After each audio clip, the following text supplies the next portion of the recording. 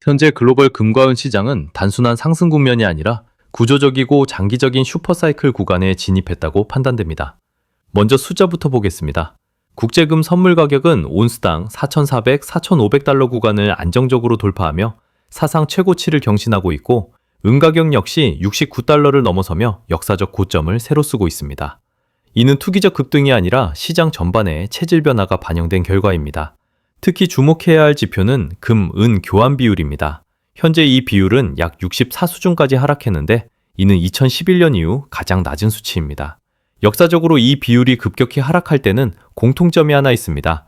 바로 금 가격이 먼저 움직이고 이후 은이 훨씬 더 가파른 속도로 상승하는 구간이라는 점입니다. 즉, 지금 시장은 금 중심의 방어 국면을 넘어 은까지 본격적으로 자금이 유입되는 고급 단계에 들어왔다는 의미입니다. 또 하나 중요한 포인트는 국내 시장입니다. 최근 한국 금 가격은 일시적으로 프리미엄이 빠졌지만 미국 선물 가격이 재차 반등하면서 다시 상승 흐름을 되찾고 있습니다. 이는 단기적인 수급 문제가 아니라 환율과 글로벌 통화 환경이 구조적으로 금 가격을 지지하고 있다는 신호로 해석해야 합니다. 지금의 금, 은 상승은 단순히 비싸졌다라는 표현으로 설명할 수 있는 구간이 아닙니다. 이는 전 세계 통화량 증가, 금융 시스템 불안, 그리고 실물 자산에 대한 신뢰 회복 과정이 동시에 작용하는 재평가 국면입니다. 이 흐름을 이해하지 못하면 현재의 가격은 고점처럼 보일 수 있습니다. 그러나 큰 사이클에서 보면 지금은 시작 구간에 더 가깝습니다. 현재 시장에서 가장 많은 오해를 받고 있는 자산이 바로 은입니다. 많은 투자자들은 여전히 은을 금의 보조자산 정도로 인식하지만, 이번 사이클에서 은은 완전히 다른 성격의 상승 동력을 갖고 움직이고 있습니다. 지금 은이 강한 이유는 단순한 가격 추종이 아니라 구조적인 수요 변화에 있습니다.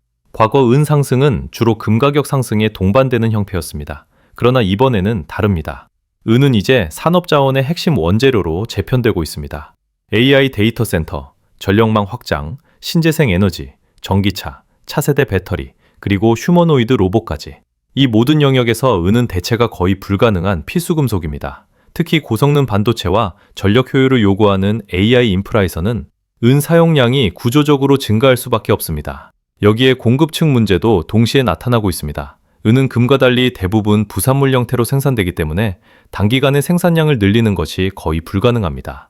광산 투자 지연, 환경 규제, 에너지 비용 상승까지 겹치면서 실물은의 공급은 점점 더 경직되고 있습니다. 이 상황에서 산업 수요가 폭발적으로 증가하면 가격은 생각보다 훨씬 빠르게 움직이게 됩니다. 그래서 지금 나타나는 현상이 바로 금은 교환 비율의 급격한 하락입니다. 이 비율이 60대 초반까지 내려왔다는 것은 시장이 은을 단순한 귀금속이 아니라 전략 자원으로 재평가하고 있다는 신호입니다. 역사적으로도 은이 본격적으로 치고 올라오는 구간에서는 가격 변동성이 커지지만 상승 속도는 금을 압도했습니다. 결론적으로 이번 사이클에서 은은 늦게 따라가는 자산이 아니라 금과 함께 시장을 이끄는 핵심 축으로 이동하고 있습니다. 이를 이해하지 못하면 은의 상승은 항상 과도해 보일 수밖에 없습니다. 지금 금 시장을 단순히 가격 차트만 보고 해석하면 본질을 놓치기 쉽습니다. 현재 금은 오르고 있는 것이 아니라 전 세계 통화 시스템 안에서의 위상이 다시 평가받는 단계, 즉 재평가 구간에 들어와 있습니다. 이 차이를 이해하는 것이 앞으로의 흐름을 판단하는 핵심입니다. 과거 수십 년 동안 금은 글로벌 통화량 대비 점유율이 지속적으로 낮아져 왔습니다. 대략 10% 내외 수준까지 내려오면서 실질적으로는 통화 팽창 속도를 전혀 반영하지 못한 자산이 되어 있었습니다. 그러나 지금 상황은 완전히 달라졌습니다. 전 세계적으로 재정 적자와 통화 발행이 구조화되었고, 이 과정에서 금이 다시 통화 신뢰를 보완하는 자산으로 자리 잡기 시작했습니다. 현재 금의 글로벌 통화량 대비 점유율은 이미 20%를 넘어서고 있습니다. 중요한 점은 여기서 멈추느냐, 아니면 과거 역사적 평균 수준인 30% 40%까지 복원되느냐입니다. 만약 이 구간으로 진입하게 된다면 금 가격은 비싸서 올라가는 것이 아니라 지금까지 과소평가되었던 가격을 정상화하는 과정을 거치게 됩니다. 이 재평가 논리는 단순한 이론이 아닙니다. 중앙은행의 금매입 증가, 실질금리 하락, 채권 신뢰 약화, 그리고 지정학적 리스크가 동시에 작동하고 있습니다. 이런 환경에서는 종이화폐의 가치가 빠르게 희석되고 그 반대편에 있는 금의 상대적 가치가 상승할 수밖에 없습니다. 따라서 현재의 금 가격을 고점으로 보는 시각은 매우 단기적인 접근입니다. 지금의 흐름은 투기적 과열이 아니라 장기간 누적되어 온 통화 불균형이 조정되는 과정입니다. 이 관점에서 보면 금의 상승은 아직 끝났다고 말하기 어렵습니다. 글로벌 금 가격만 보고 국내 금 시장을 판단하는 것은 매우 위험한 접근입니다. 한국 금값은 단순히 국제 시세를 따라가는 구조가 아니라 환율과 국내 통화 환경이 동시에 반영되는 이중 구조를 갖고 있기 때문입니다. 지금 한국 금 시장은 이 두 요소가 모두 상승 방향으로 움직이고 있는 매우 드문 구간에 진입해 있습니다. 최근 한국 금 가격은 일시적으로 프리미엄이 해소되면서 조정을 받았지만 이는 구조적 하락이 아니라 기술적 조정에 가까웠습니다. 미국 금 선물 가격이 다시 반등하자 국내 금값도 곧바로 상승 흐름을 회복했습니다. 이 과정에서 중요한 변수는 원달러 환율입니다. 국내 경기 둔화, 수출 경쟁력 약화, 그리고 통화량 확대가 동시에 진행되면서 원화의 구매력이 빠르게 약화되고 있습니다. 이러한 환경에서는 동일한 금 가격이라도 원화 기준으로는 훨씬 더 높은 가격대가 형성됩니다. 단순 계산만 해도 국제 금값이 유지되거나 완만하게 상승하고 환율이 추가로 상승할 경우 1돈 기준 150만 원을 넘어서는 구간은 결코 과장된 시나리오가 아닙니다. 여기에 글로벌 금 가격이 재평가 구간으로 진입한다면 1돈 200만 원 선 역시 충분히 현실적인 목표가 됩니다. 특히 실물금 기준으로 보면 골드바 12.7kg 혹은 7kg 단위의 자산 가치는 이미 수억 원 단위의 문제가 아니라 수십억 원 단위로 재편되는 구간에 접근하고 있습니다. 이른바 56억 원 시대라는 표현이 과장이 아닌 이유입니다.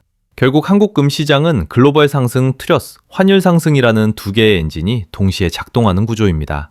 이 구조를 이해하지 못하면 현재 가격은 항상 비싸게만 보일 수밖에 없습니다. 금값 상승의 배경을 단순히 수요 증가나 심리 요인으로만 해석하면 본질을 놓치게 됩니다. 현재 금이 강세를 보이는 가장 근본적인 이유는 통화 정책과 재정 구조 자체가 불안정해졌기 때문입니다. 이 문제는 특정 국가에 국한된 것이 아니라 전 세계적으로 동시에 나타나고 있다는 점에서 더욱 중요합니다. 먼저 한국 상황을 보겠습니다. 한국은행은 이미 금융 시스템 안정을 위해 긴급 대출 프로그램을 가동하고 있습니다. 이는 은행권의 부실, 부동산 PF, 신용 대출 리스크가 누적되었다는 의미입니다. 중앙은행이 직접 유동성을 공급한다는 것은 결국 통화량 증가로 이어질 수밖에 없고 이는 장기적으로 화폐 가치 하락 압력을 만듭니다. 이 과정에서 나타나는 것이 바로 보이지 않는 세금, 즉 인플레이션입니다. 물가는 오르고 환율은 상승하며 수입 가격이 전반적으로 높아집니다. 실질적으로 국민들은 더 많은 비용을 지불하게 되지만 그 원인이 세금처럼 명확하게 드러나지 않기 때문에 체감은 더 큽니다. 이런 구조에서는 현금이나 채권의 구매력이 빠르게 약화됩니다. 미국과 유럽 역시 상황은 다르지 않습니다. 대규모 재정 적자, 국채 발행 확대, 그리고 이를 떠받치기 위한 통화 완화 정책이 반복되고 있습니다. 단기적으로는 시스템을 유지할 수 있지만 중장기적으로는 통화 신뢰를 훼손하는 방향으로 누적됩니다. 결국 이런 환경에서는 실물 자산으로의 이동이 필연적으로 발생합니다. 금은 이러한 통화 불안 국면에서 가장 직접적인 방어 수단으로 기능합니다. 누군가의 부채가 아니며 발행 주체가 없는 자산이기 때문입니다. 지금의 금 상승은 투기적 선택이 아니라 통화 시스템 리스크에 대한 합리적인 대응으로 해석해야 합니다. 현재 시장을 가장 혼란스럽게 만드는 요소는 바로 경기 침체 가능성과 금리 정책입니다. 일반적으로 경기 침체가 오면 자산 가격이 하락해야 한다고 생각하지만 금 시장에서는 오히려 정반대의 논리가 작동하는 경우가 많습니다. 지금이 바로 그런 구간에 해당합니다. 최근 미국을 중심으로 고용시장 둔화, 소비 감소, 물가 상승률 둔화 같은 신호들이 동시에 나타나고 있습니다. 이런 환경에서는 중앙은행이 선택할 수 있는 카드가 제한됩니다. 금리를 계속 유지하거나 인상하면 침체가 심화되고 반대로 금리를 인하하면 통화량이 늘어나 인플레이션 압력이 다시 커지게 됩니다. 결국 어느 쪽을 선택하더라도 금에는 우호적인 환경이 형성됩니다.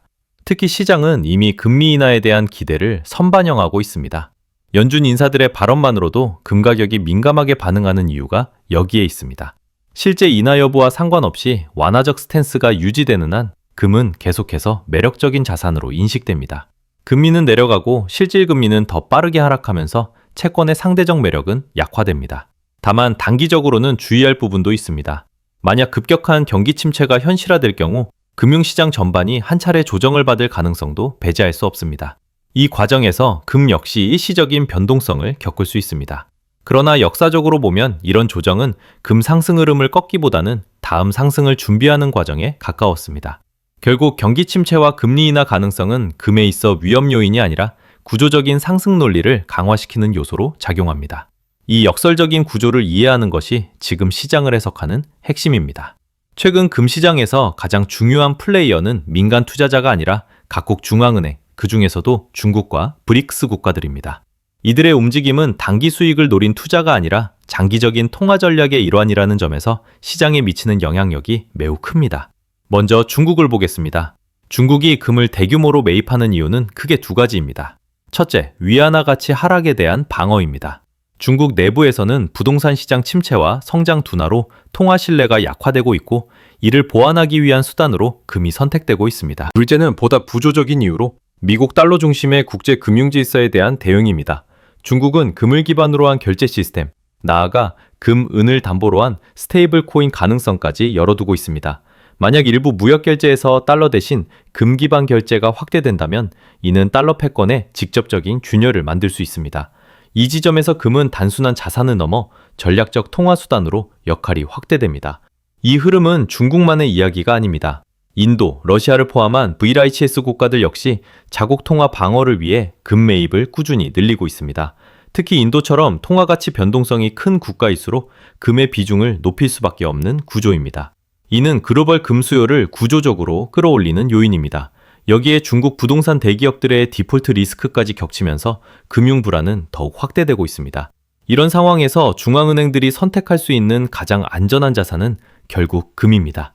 이처럼 금은 다시 한번 국제 통화 질서 변화의 중심으로 이동하고 있습니다. 지금까지의 흐름을 종합해보면 금과 은 시장은 이미 단기적인 가격 논쟁을 넘어 중장기 방향성이 명확해진 구간에 들어와 있습니다. 향후 2, 3년은 단순한 상승이 아니라 통화 가치와 실물 자산의 관계가 재정립되는 시기로 볼 수 있습니다.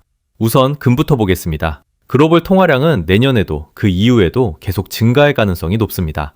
재정 적자, 경기 둔화, 금융 시스템 불안이라는 구조적 문제는 단기간에 해결되기 어렵기 때문입니다.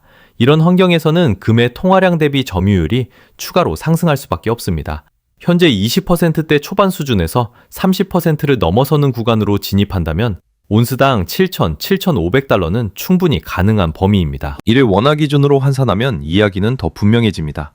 환율 상승과 결합될 경우 금 한 돈 150만 원은 보수적인 시나리오에 가깝고 200만 원 역시 극단적인 가정이 아닙니다. 실물 골드바 기준으로는 12.7kg, 7kg 단위 모두 수십억 원대 자산으로 재편되는 흐름이 자연스럽게 이어질 수 있습니다. 은은 금보다 변동성이 크지만 그만큼 잠재력도 큽니다. 산업 수요와 통화 방어 수요가 동시에 작용하는 구조에서는 은이 금보다 더 빠르게 움직일 가능성도 충분합니다. 장기적으로 은 가격은 현재 대비 2배, 경우에 따라서는 3배까지의 여지를 열어두고 봐야 합니다. 결론적으로 지금의 금과 은은 이미 오른 자산이 아니라 아직 재평가가 진행 중인 자산입니다. 이 큰 흐름을 이해하는 것이 앞으로의 투자 판단에서 가장 중요한 기준이 될 것입니다.